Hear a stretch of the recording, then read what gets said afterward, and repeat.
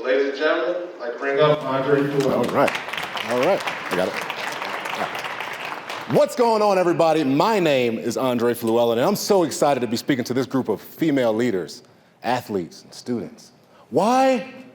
Because you guys remind me of the power of choice. Oh, you guys know about the power of choice as good as anybody. Just think about this. The one choice that you made to go to the school that you went to, that one choice changed the trajectory of your life. Your professional career forever changed because of that one choice. A lot of us met our spouses, or you will meet your spouse in college. Our love life forever changed, hopefully for the better, because of that one choice. I like saying it like this: you're not born a winner, you're not born a loser, but you were born a chooser. You're not born a winner, you're not born a loser, but you were born a chooser. And that reminds me of my own choice to go to Florida State University, where I was a 6'2", 280-pound freshman defensive tackle, thought that I was going to be the next great Seminole defensive lineman. But that dream had a big problem in front of it.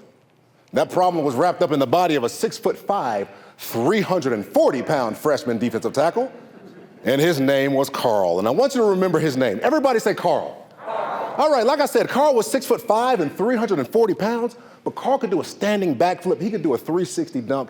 He was the biggest, best athlete I have ever seen. And since we played the same position, if he was playing, guess who wasn't playing? Me. He was just better than me. But Carl had a little bit of an issue. Everybody say Carl. Carl. Carl didn't like going to class. Now look, in college, we all know you don't have to go to class if you don't want to. That's all well and good. But if you don't go to class and you don't get the grades, they will kick you out of school. So Carl chose not to go to class, but I chose to go to class. Carl did not get the grades, but I chose to work hard on my grades. They kicked Carl out of school, and guess who got the starting spot on the football team because they kicked him out of school? Me, and the rest is history. Or maybe it's not, because that's not the end of our story of our friend named Carl. Now, when you're 6'5" and 340 pounds and you can do standing backflips, that's very valuable to a university. Listen to this. 2 weeks before the season started, the school found a loophole to get Carl back in school. 2 weeks before the season started, he took my spot on the team. For 2 years straight, I didn't play because Carl played. Now, I'm a good-natured dude. I like having a good time, but I was mad. You ever been so mad that you started crying? I was one of those mads. Why? Because I chose to go to class. I chose to do the extra workouts, and he didn't. You ever feel like you're doing the right thing, but the wrong thing keeps happening? That's exactly how I felt. It wasn't fair. It wasn't right. But it wasn't the end of our story of our friend named Carl. Now, Carl had another issue. Carl had an attitude issue. He was one of those people that if you said something to him that he didn't like, he would snap. He would go crazy. See, Carl was from the inner city of Miami, growing up in a rough area called the Pork and Beans Projects growing up. So he kind of had this edge about him because that's just how he was raised. So one day, Carl was at Walmart. And Carl was at the checkout counter at Walmart. Carl pulls out his debit card. He swipes his card to pay for his stuff, and the card was declined. That wasn't the problem. The problem is what the cashier lady said to him. The cashier lady looks at Carl right in the eyes, and she says, "You can't afford this stuff, can you?" You don't say that to a 6'5", 340-pound man that'll snap. Okay, so Carl had some options here. Carl could have chosen to walk away from the situation. That'd have been fine. Carl could have chosen to look at the lady back in her eyes and say, "Hold on, lady, don't disrespect me like that." That'd have been fine, too. Well, Carl didn't do either one of those two things. So, you know the checkout, the candy section is beside the checkout counter in most grocery stores? Carl, with all of his 6'5" and 340-pound glory, chooses to bend over.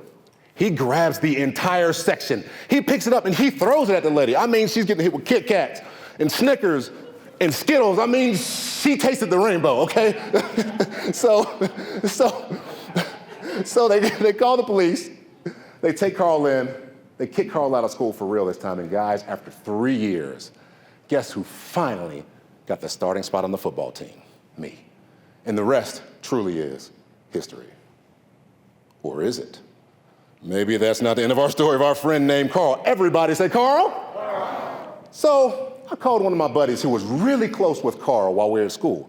I called him a couple years ago. I said, hey man, hey, whatever happened to Carl? My friend said, what do you mean? I said, after he got kicked out of school, he kind of disappeared. How's he doing? How's his family doing? He was a good dude, but just kind of get caught in the wrong things.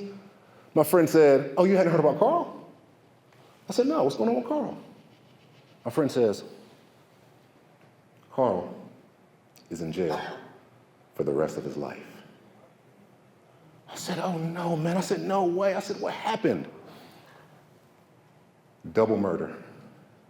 He killed 2 people in a drug deal gone bad. And that's the unfortunate end of our story, of our friend named Carl. You know, I think about Carl all the time because it should be him up here, not me. Should have been him in the NFL and not me. So I feel like we need to learn from his life. I don't want him just sitting in jail in vain, so I have some questions about his life for you. Now, when Carl wasn't going to class, do you deserve to go to jail for the rest of your life for not going to class? No. What about when he hit the lady with the Skittles and made her taste the rainbow? Do you deserve to go to jail for the rest of your life for doing that? No. But here's the deal, ladies and gentlemen, and I want you to get this.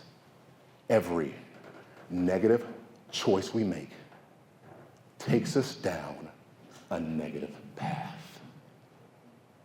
But here's the better news. Every positive choice takes us down a positive path. When I was going to class, positive choice. When I was doing those extra workouts, positive choice. It took me 3 years to start at Florida State. I had no idea that those little positive choices would lead me to the National Football League. But more importantly, those little positive choices led me right here to remind you that if you're going through something and you feel like you're doing the right thing and the wrong thing keeps happening, that you have the power of choice. Why? Because you're not born a winner. You're not born a loser, but you're born a chooser. Thank you very much. That's my time.